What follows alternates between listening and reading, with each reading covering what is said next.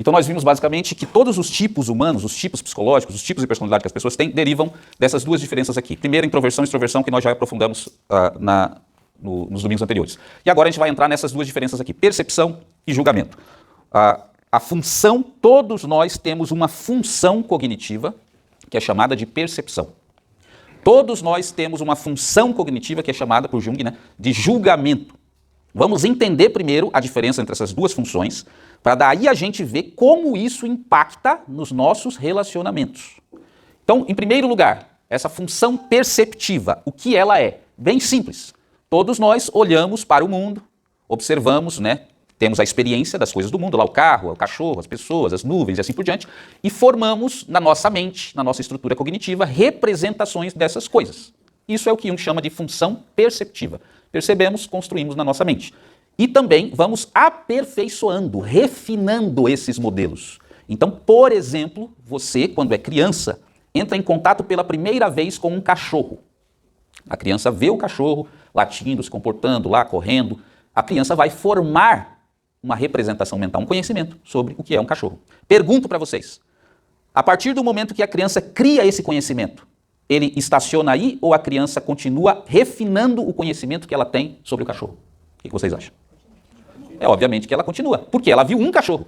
Depois ela vai ver o segundo, o terceiro, o quarto, o 50º, o 100º, 200, 300 cachorros, e cada vez mais que ela recebe, ela percebe o cachorro, ela vai aperfeiçoando esse modelo mental do cachorro. Ou seja, ela vai refinando o próprio conhecimento dela. Jung chamou isso de função perceptiva. Todos nós temos, não tem ninguém que não tenha a função perceptiva. Mesmo a pessoa é cega, ela vai ter a função perceptiva com a audição, com o tato e assim por diante. Além da função perceptiva, nós temos a função... Opa, passamos ali. Estou indo para o lado errado. Voltando ali, nós temos a função julgadora. O que é a função julgadora? A partir do momento que você já percebeu, captou as informações sobre o mundo, nós temos uma outra função que vai organizar essas informações, sistematizar essas informações e concluir, tirar conclusões. E sabe por que nós temos essa função, chamada julgadora, que organiza, sistematiza, conclui, para que nós possamos decidir, para que nós possamos agir sobre o mundo. Então veja, são duas funções básicas que todos nós temos. Uma função capta o mundo, constrói o conhecimento. A outra função organiza, sistematiza, conclui, para quê? Para que a gente consiga decidir e viver, agir no mundo. Quando você usa a função cognitiva, você desliga a função executiva.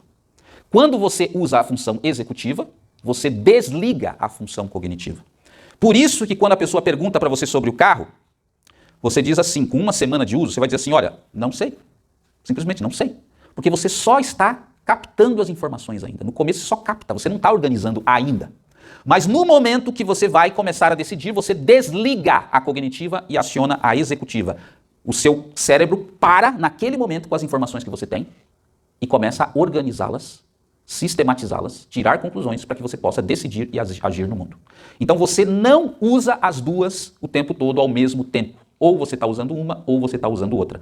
E isso gera diferença entre as pessoas, porque ao longo da sua vida você vai preferir usar mais a primeira função ou a segunda função.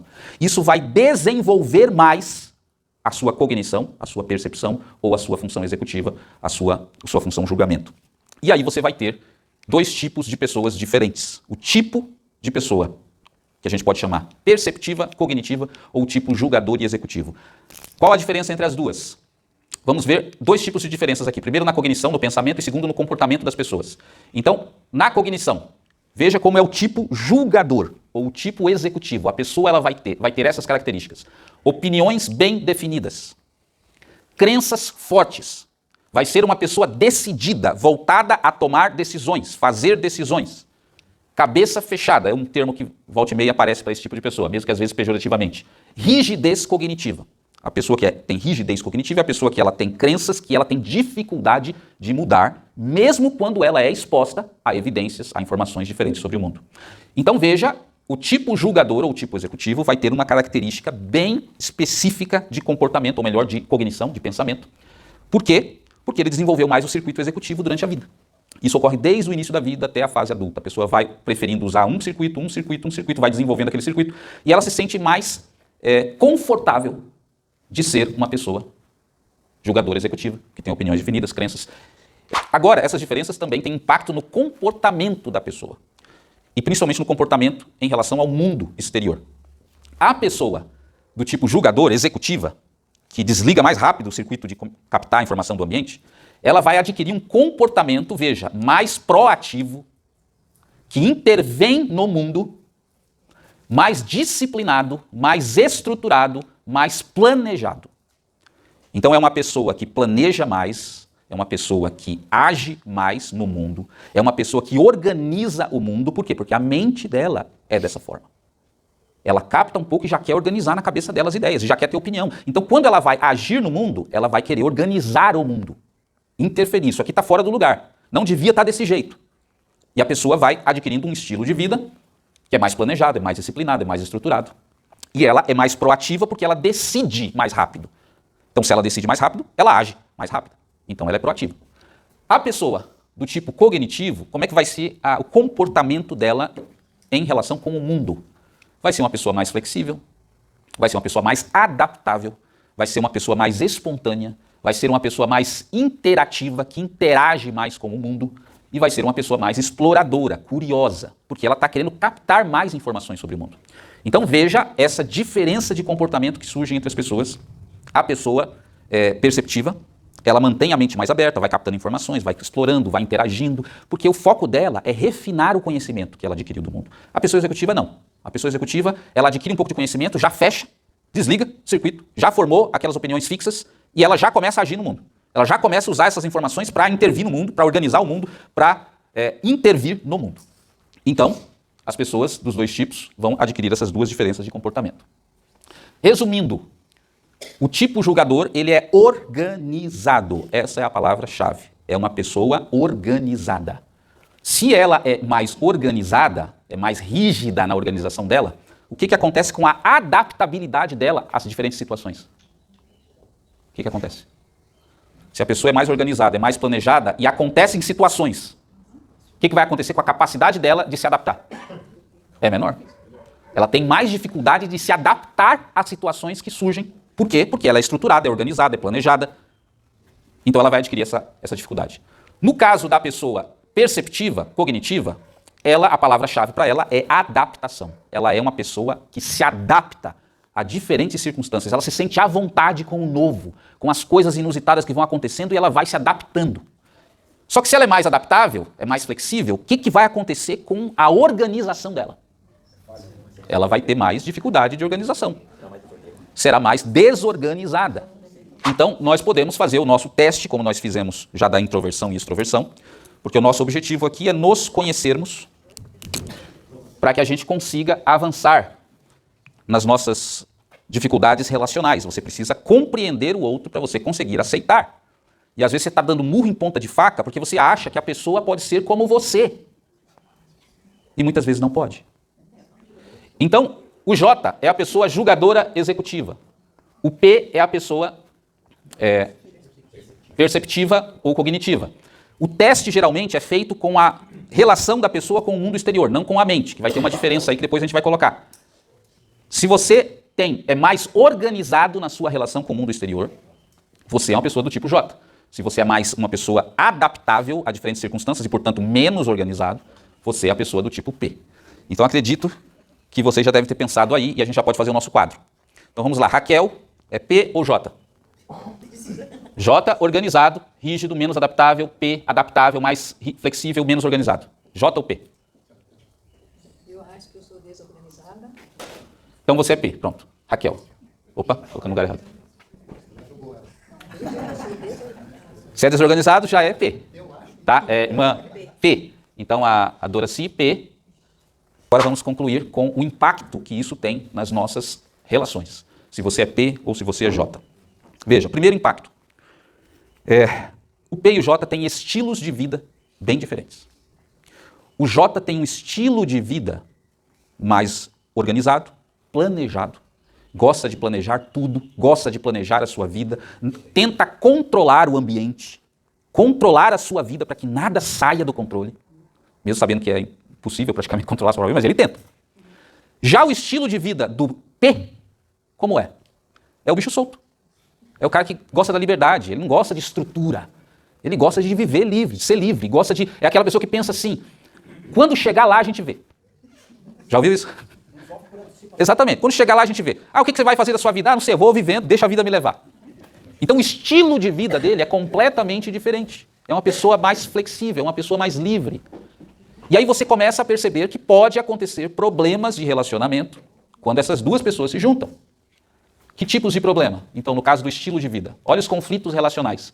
O J, o tipo J, o organizado, ele vai tender a ter uma ansiedade com a imprevisibilidade do outro, do tipo P. Por quê? Porque ele realmente é imprevisível.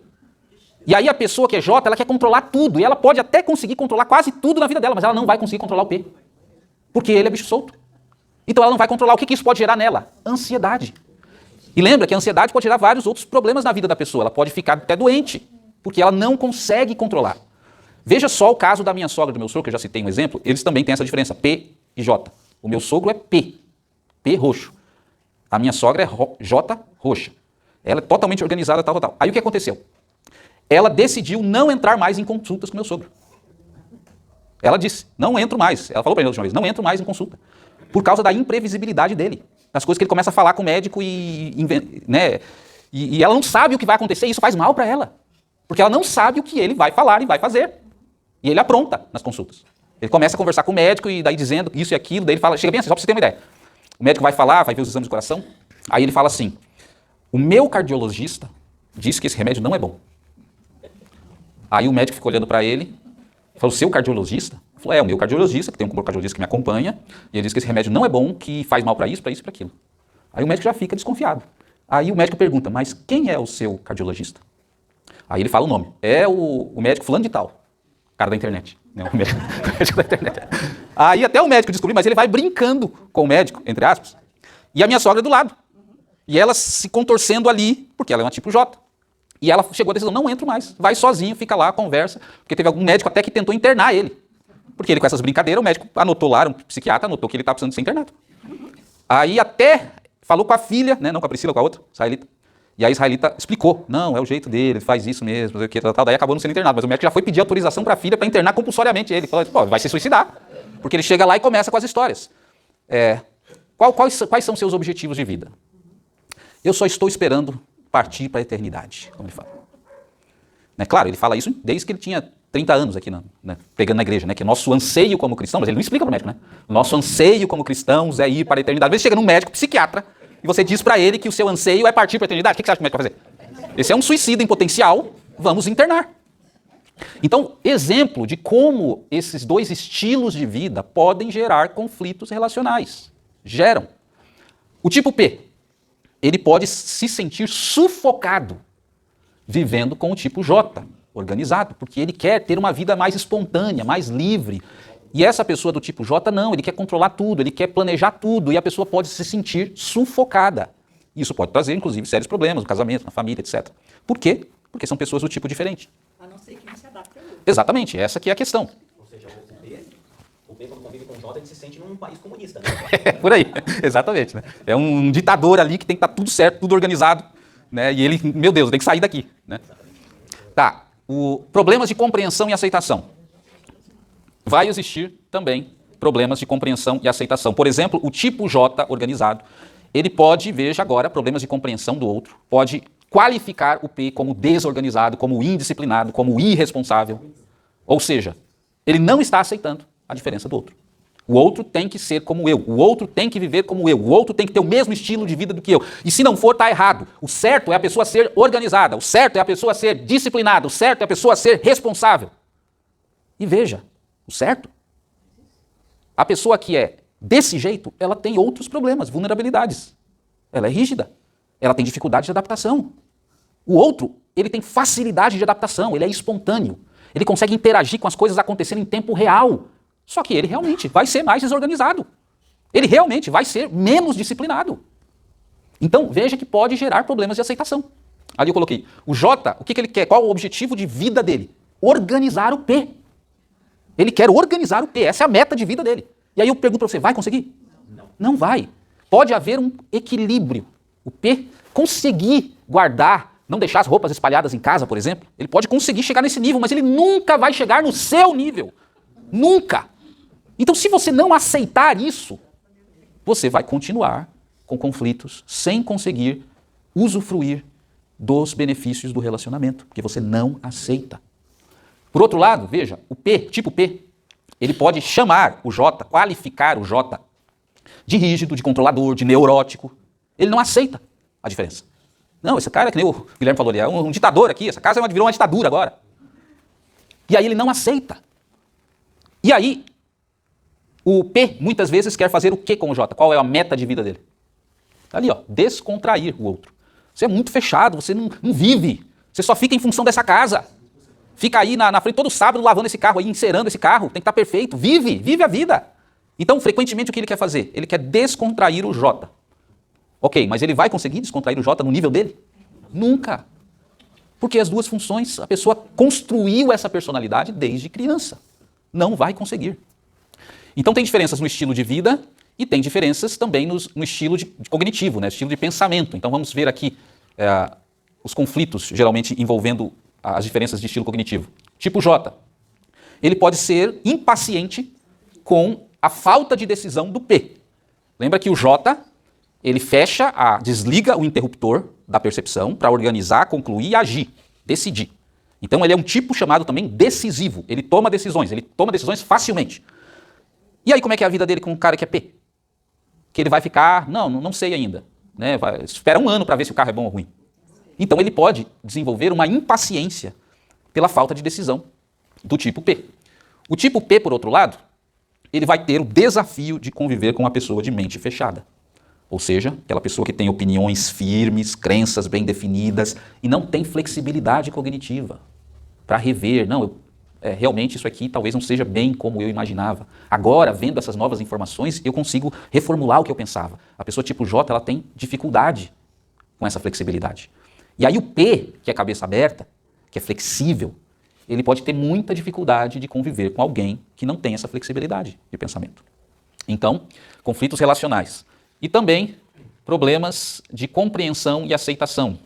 Lembra que sempre o problema de aceitação vem com o verbo é. Você qualifica a pessoa, ela é isso, ela é aquilo outro. E aí o tipo J pode dizer, o P é devagar, é indeciso, é sem personalidade. Muitas vezes o P é associado à falta de personalidade também. Por quê? Porque como ele não cria rapidamente opiniões sobre as coisas, você não tem personalidade nenhuma. Enquanto que o J não, ele tem as crenças mais definidas, e aí isso pode ser visto como autenticidade, como personalidade, porque tem crenças definidas. Então, problemas de compreensão. O J vai dizer, você é devagar, você é indeciso, você é sem personalidade. O tipo P vai dizer, você é dogmático, você é mente fechada. Dogmático. O J, por ele ter essas crenças mais firmes, mais definidas, ele muitas vezes vai cair no dogmatismo sobre qualquer coisa. Religião, política, a vida, a sociedade e até o cotidiano, coisas pequenas, por exemplo. Não, a cozinha certa é assim. Isso está certo, isso está errado. Então ele cria dogmas para a vida dele e aí é difícil de mudar esses dogmas, muitas vezes. Então, o tipo P pode acusar, pode não aceitar o J, acusando-o de dogmático, de mente fechada e assim por diante. Então, a conclusão é basicamente a seguinte, tudo isso, essas qualificações, essas diferenças que levam o outro a não aceitar, vem da crença falsa, de que as diferenças, elas são um problema. O outro tem que ser igual a mim. Só que à medida que a gente vai estudando isso, você vai percebendo exatamente o seguinte, o outro tem exatamente o que você não tem. O J não tem capacidade de adaptação. E o P tem. O P não tem organização e planejamento. O J tem. Os dois juntos se completam. Os dois separados sempre vão estar precisando ou faltando alguma coisa. Que é a parte, seu ponto cego. A parte que é a sua limitação. E é por isso que nós vemos Paulo falando. O corpo só existe realmente quando todos os membros que se complementam estão juntos. Se você tirar o olho, vai faltar alguma coisa. Se você tirar o ouvido, vai faltar alguma coisa. Você pode até viver, mas você vai viver com uma limitação. Então, essa crença de que as diferenças são um problema é uma crença falsa. E a crença verdadeira é que as diferenças são complementos necessários para a nossa vida. A gente tem que olhar para o outro e tem que enxergar não problemas, não defeitos. Você tem que enxergar aquilo que você não tem nele. E quando você muda a sua visão sobre as outras pessoas, você começa a conseguir compreendê-las. Você começa a conseguir aceitá-las. E você começa a desfrutar da vida, seja da vida matrimonial, seja da vida familiar, seja da comunidade como igreja. Mas você tem que superar esse obstáculo. Mudar a forma como você olha e enxerga as outras pessoas. Então nós temos uma igreja, como vemos aqui, que tem muitos J's, tem muitos P's.